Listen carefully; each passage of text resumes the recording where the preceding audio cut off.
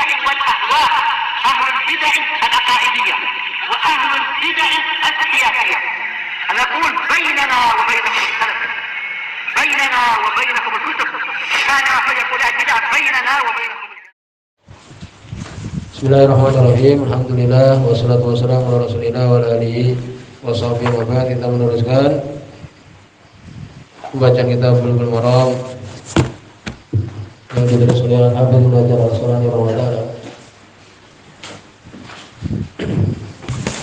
Kita masih di pembahasan tentang al-li'an, ya, saling melaknat di antara dua orang suami dan istri. Sudah kita sebutkan hadis yang dibawa oleh beliau oleh Ibnu Hajar rahimahullah di bab li'an ini. Di sini ada beberapa permasalahan. Ya, disebutkan sifat dari li'an, ya, sifat saling melaknat ini berdasarkan hadis yang ada, yakni sifat dari saling melaknat ini bahwa itu dilakukan lebih afdal bi hadratin nas, ya, di hadapan banyak manusia.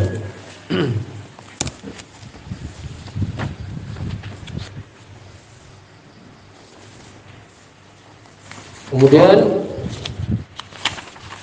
disebutkan bahwa imam atau hakim memulai kepada suami dulu. Fayaqulu lahu, dia katakan 4 kali sumpah.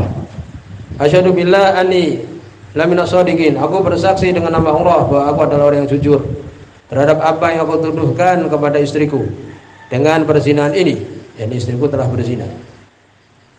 Jadi 4 kali. Kalau sudah dia bersumpah 4 kali, maka hakim pun diam. Dan ini ada hadisnya, ya. Kemudian mengatakan, ittaqillah, bertakwalah kamu kepada Allah, karena sungguhnya ini adalah sesuatu yang wajib akan terjadi. Sungguhnya sisaan dunia itu adalah lebih ringan daripada sisaan akhirat. Kan disebutkan itu, ya, arba'u syahadatin billahi innahu laminas shadiqin wal khamisatu anna la'natullahi alaihi in kana minal kadhibin. Yang keempat, setelah dia bersumpah 4 kali, maka hakimnya mengatakan berhenti sebentar, diberikan nasihat. Dan yang kelima adalah sungguhnya laknat Allah itu adalah untuk orang-orang yang dusta. Wal khamisatu anna la'natullahi alaihi in kana minal kadhibin. Laknat Allah untuk dia kalau dia adalah orang yang dusta. Jadi yang keempat, hakim mendiamkan sebentar, memberikan nasihat. Ya, demikian.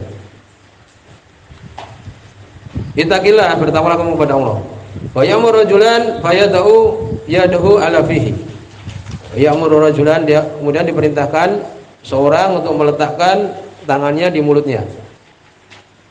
Ya, untuk tidak bersegera yang kelima. Ya, kemudian kalau memang yakin, ya sudah. Ya. Kemudian setelah itu diucapkan anna lanatullahi alayya in kuntu minal kadhibin. Sungguhnya laknat Allah atasku kalau aku termasuk orang dusta terhadap tuduhan ini.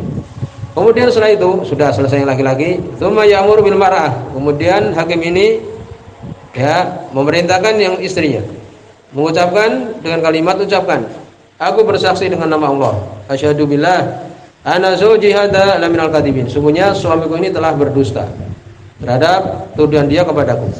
Ya, demikian. Diucapkan 4 kali, kemudian hakim menyuruh berhenti sebentar. Ya, kemudian kalau sudah diberikan yakni mauidhah, nasihat, maka diteruskan. Ya, demikian. Dengan dia mengatakan, ucapkan wa anna qataballahu alayya, sungguhnya kemurkaan Allah atasku.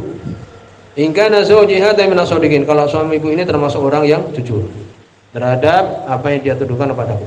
Ya, ini diantara sifat dari laknat. Kemudian apakah perlu di tempat-tempat yang yakni yang mulia, semakin supaya lebih takut dia? Sebagian mengatakan iya, seperti di mimbarnya Nabi. Ya, ini tempat-tempat yang berbahaya.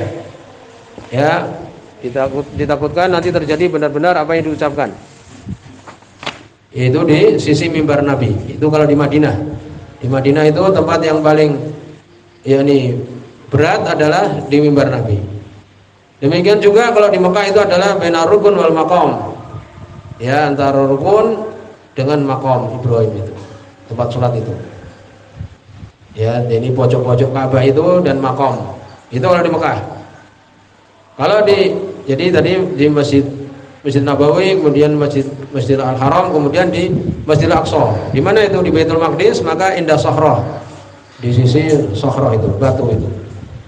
Ingkana bi Baitul Maqdis, itu tempat yang berat. Hati-hati sekali. Adapun selain itu di masjid. Adapun waktunya yang paling berbahaya itu adalah di hari Jumat. Itu. Maka seperti ini kalau sumpah, ya itu yang benar-benar orang itu kemudian berani bersumpah di tempat-tempat ini. Kalau dia berdusta maka bahayanya lebih besar lagi. Kemudian disebutkan, ya setelah disebut hadis tadi, kita baca dulu. Ini hadis yang dibawakan oleh Al-Hafidz Ibnu Hajar Al-Asqalani rahimahullah taala.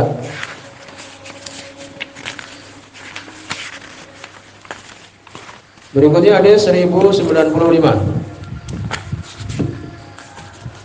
Qala wa an Anas bin Malik, dari Anas bin Malik radhiyallahu anhu.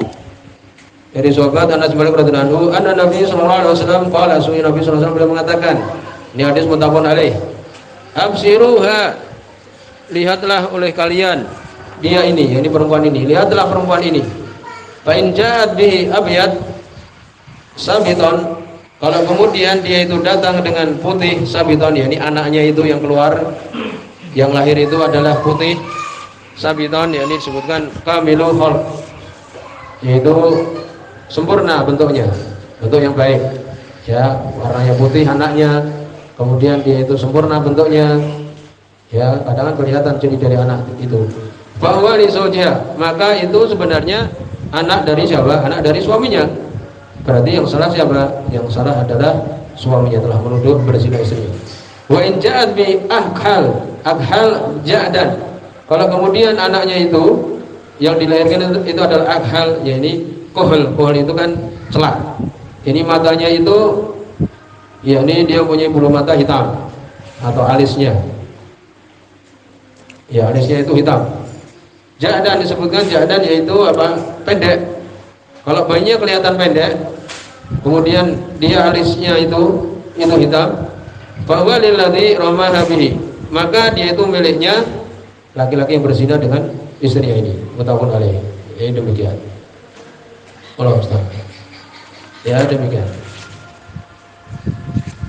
Kemudian disebutkan hadis nomor 1096. Hadis 1096.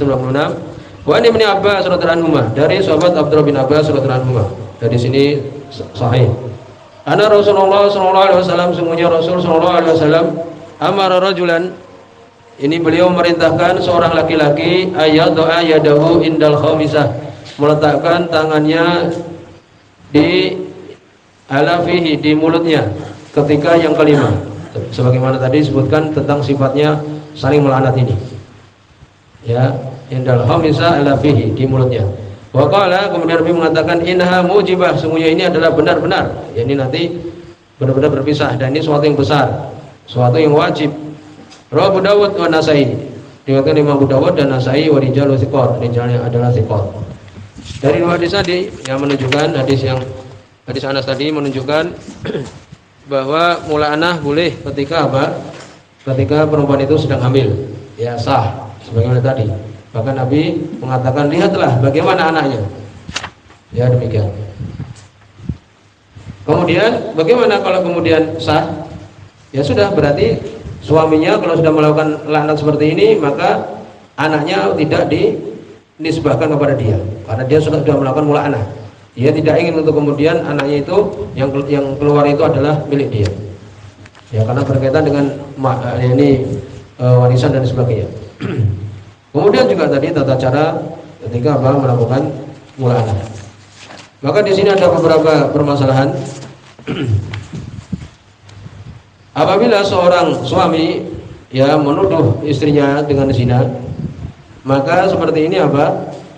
Kalau dia telah melakukan ini kemudian terjadi mula'anah, maka dia tidak dicambuk 80 kali. Tapi kalau dia tidak berani untuk melakukan mula'anah ini, maka dia dicambuk karena telah menuduh. Ya, demikian. Kemudian disebutkan, apakah disyaratkan melakukan mula'anah ini suaminya melihat kejadian itu? Tidak disyaratkan. Kemudian juga mula'anah ini untuk muslim juga, selain muslim juga. Ya, demikian. Kemudian juga disebutkan apakah harus dia itu sudah masuk kepada istrinya setelah akad atau belum. Sebutkan tidak disyaratkan.